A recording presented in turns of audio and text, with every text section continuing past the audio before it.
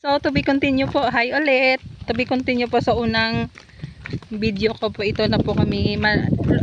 Nang lumampas na po kami sa cemetery po.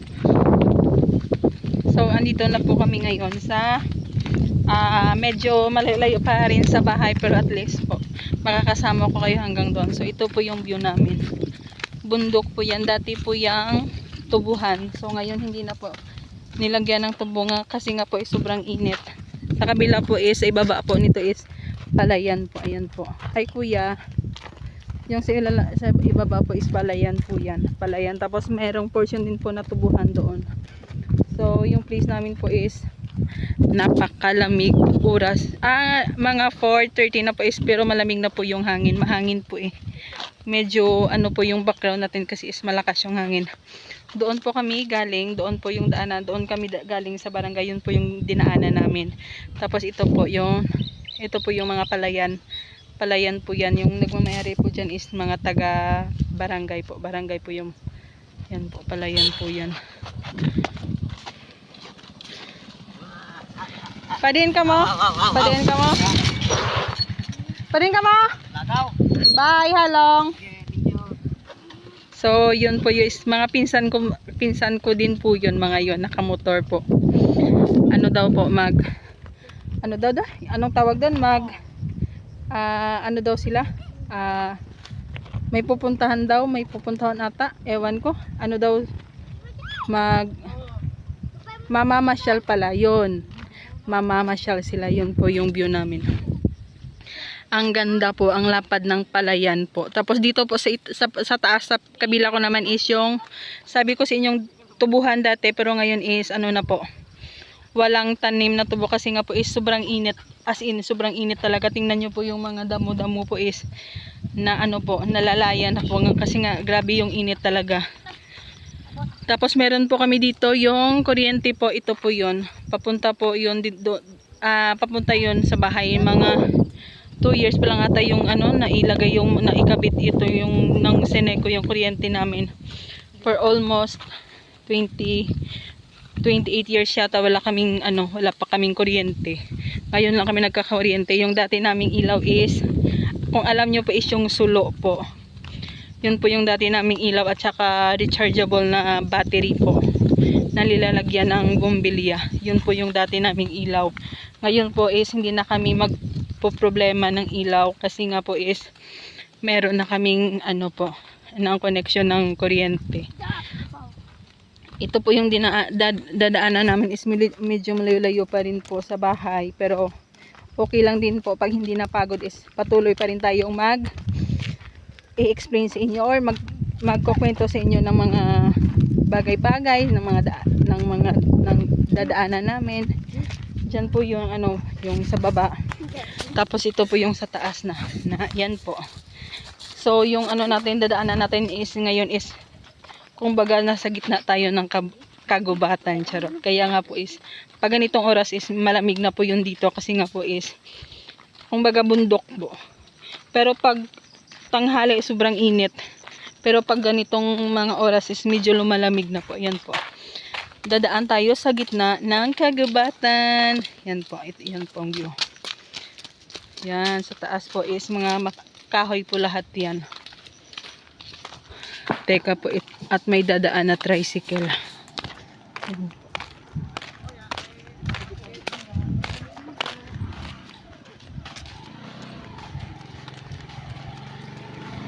Marsing! Charot! Bye! Puli na kami! Istiyuhin ko po yun, pinsan ng nanay ko. Yan po. Yan, may tricycle. Kaya nga po ngayon dito, hindi na mahirap yung ano po, transportation sa amin kasi halos lahat ng mga tao dito is may sarili ng motor. Kami lang yatang wala. Charot, ganun. Kasi nga po doon kami sa city. Nalalagi kasi nga yung mga anak ko doon nag-aaral. So, ito na po yung daanan. Yan po is gubat po. Nasa gitna po tayo ng kagubatan na may sementong daan. Charot, ganun po. Ito po yung lugar na masasabi kong hindi ko po talaga ipagpapalit sa buhay sa city kasi nga po dito po is ano po, kumbaga tahimik lahat. Tahimik, malamig yung hangin, presko po lahat. Yung problema mo na lang po dito is yung pera, kung saan mo hahanapin, kasi nga po hindi po dito kumbaga ng pareho sa city na yung kumbaga pag masipag ka doon provided, pero dito po ang hirap po kasi pag dito is kailangan mo talaga magbanat ng buto sa initan para magkapera ka. Pero okay na rin po yun. Basta masipag ka lang dito is hindi ka talaga magugutom, kasi nga tingnan mo naman sa lawak ba naman ng lupain, walang tanim, walang bahay, yun po. Pag masipag ka talaga dito is hindi ka talaga magugutom, I assure you po. Pag may yung pinaka the best source po dito namin is yung ano po yung pagsasaka is at pagpapala. Ito po yung the best source namin. Tapos yung pinaka-importante sa amin dito sa dito po sa bundok is meron lang kaming weekly, kasi kami dito nagtitinda. Yung pinaka-importante lang po dito is meron ka lang asin, betchen, tapos yung mga tuyo po, kasi po yung mga gulay-gulay is hanapin mo na lang sa gilid-gilid, makakaulam ka na ng mga gulay. Yung kumbaga yung mga tuyo po is pang emergency cases na lang na pag walang ulam, yun na lang dadamputin. Ayan po yung ano po yan, tubuhan. Tapos yung pinaka-importante lang dito talaga po is may asin ka, may bitchin, may kung ano-ano pang mga condiments, may kasi po dito din sa amin hindi din po uso yung mga sardinas, noodles, hindi po dito. Yung pinaka-importante importante lang talaga dito sa amin is meron ka lang asin, toyo, bitchin. Yun ang pong pinaka-importante dito, kahit yung mga iba wala na po. Tapos yung pag magtitinda kami dito is once a week lang din po. Kaya pag may pera ka, kailangan mo talagang mag-import. Hindi yata tawag doon, mag-stock ng mga ganyan po, ng mga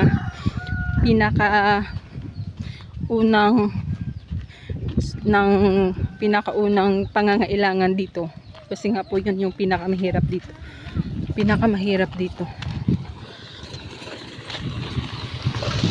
Ayan din po. Yung dala-dala ng motor po is uling po yun.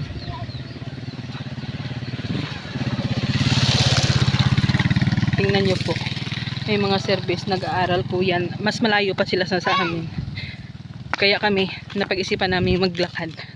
Para din po exercise po sa amin. Kasi nga, minsan lang kami pinagpapawisan sa city. Kaya mas mainam na, sabi ko, lakarin na lang namin yung mula doon sa barangay hanggang papunta sa amin. Para naman po may sama ko kayo sa aming magandang view. Bundok nga lang po pero napakaganda. Ayan po, at hinihingal na yung nyo, taga video at taga kwento ng mga daadaanan. Pasensya na po. So ito po. Andyan din mamalapa din. Yan po yung asawa ng second cousin ko. Hi! Asawa po yun ng second cousin ko. Yung dala niya po is uling din po. Kumbaga, pag ganitong tag-init din po is, yung pinaka main income po dito nila is, pag-uuling din po. Mula noon po, nung nandito pa kami nakatira, yung pinaka main source, pag ganitong init po talaga is pag-uuling. Yun yung pinaka mabisang paraan para magkapera sila dito. Ayan po yung view. Yan po yung view po. Ayan po, kung nakikita nyo is may ilog po dyan. Yan po yung ilog na konektado din po doon sa baba ng bahay namin. Kumbaga, sa likod lang ng kawayan, likod ng bahay namin, sa baba, medyo baba lang po. Yan yung ilog na konektado doon. Tapos the rest po din is, at andun po is, ituturo ko sa inyo, palayan din po yun. Kaya pag tag-ulan po is, hindi ka magugutom dito, kasi nga po marami ditong palayan na pagtataniman.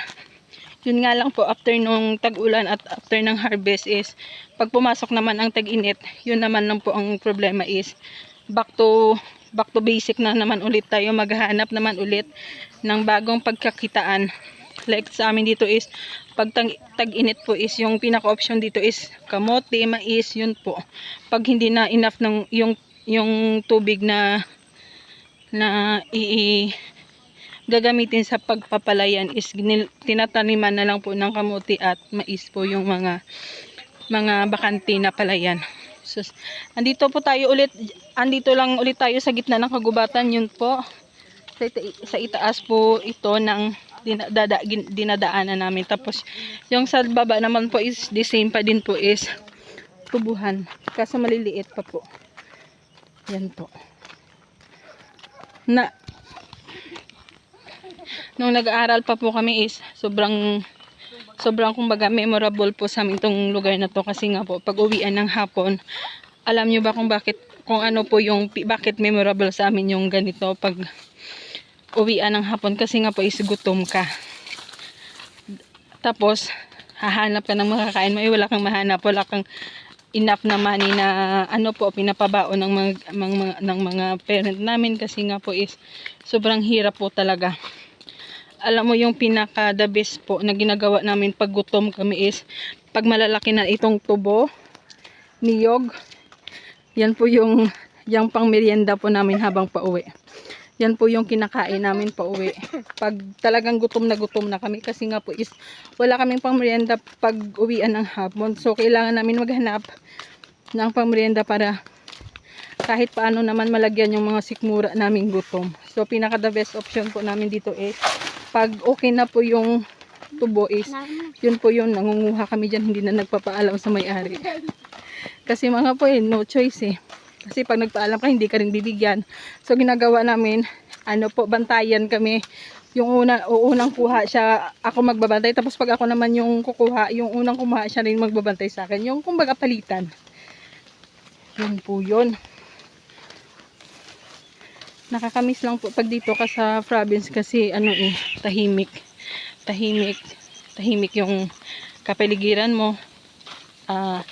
Fresh lahat ng kinakain mo, yung hangin, lahat. Tapos pag ganitong hindi mo na kailangan mag-electric fan, kasi nga po tingnan nyo naman. Ang ingay, ang hangin, malakas talaga ang hangin pag ganitong oras. Tapos pag gumabi na, talagang sobrang napakalamig po. Kahit ngayong tag-init po, pag 8 PM na po, talagang napakalamig na dito. Kaya yung buhay dito hindi ko talaga kayang ipagpalit sa city. Sa city po is okay lang doon na magtrabaho, kasi nga po kailangan namin suportahan yung mga pangangailangan ng mga anak namin. Pero pag sinabing doon kami titira, hindi po. Dito po talaga ako. Mas pipiliin ko pa rin po yung ganitong lugar kaysa doon sa city. Kasi pag sa city lang naman po is mas mainam na dito na lang ako sa province po, kasi nga po is maganda, hindi po magastos dito. Pag yung money mo po is nasa 1,000 lang po, kaya ng pagkasyahin ng dalawang week.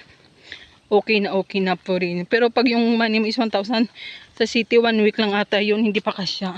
Kasi nga po is kulang din sa pangbaon, sa pang araw-araw, sa pang ulam. Tapos yung pamasahe ko papuntang work, yun po ito. Malapit na po tayo ngayon sa bahay. So hanggang dito na lang po ngayon. Bye!